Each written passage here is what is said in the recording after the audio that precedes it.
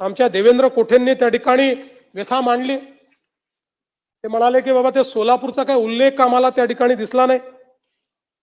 खरं म्हणजे काही गोष्टी भाषणात येतात, काही फाईन प्रिंट मध्ये येतात, पण तरी देखील मी सांगतो की सोलापूरच्या आयटी पार्क करता त्या ठिकाणी आपण जागा ही चिन्हांकित केली आहे आणि जी काही काय दिलं रे बाबा, ठीक आहे,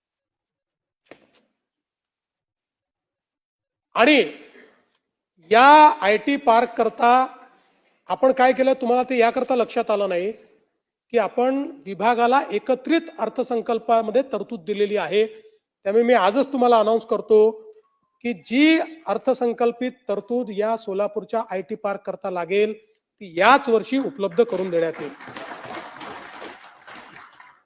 यासोबत सोलापूरच्या विमानतळाच्या नाईट लँडिंगच्या संदर्भात केंद्र सरकार सोबत आमची बोलणी अंतिम टप्प्यामध्ये आहे। राज्य सरकारने या सगळ्या विमानतळांवर या व्यवस्था करण्याकरता आपण 500 कोटी रुपये ठेवलेले आहेत।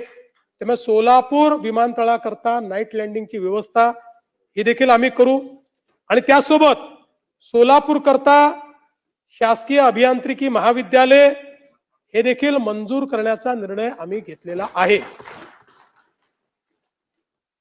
आणि पालकमंत्री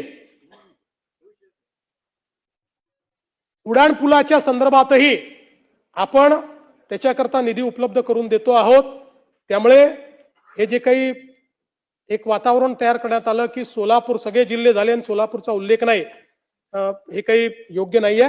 सोलापूरला विशेष आपण लक्ष सोलापूरकडेही त्या ठिकाणी दिलेलं आहे।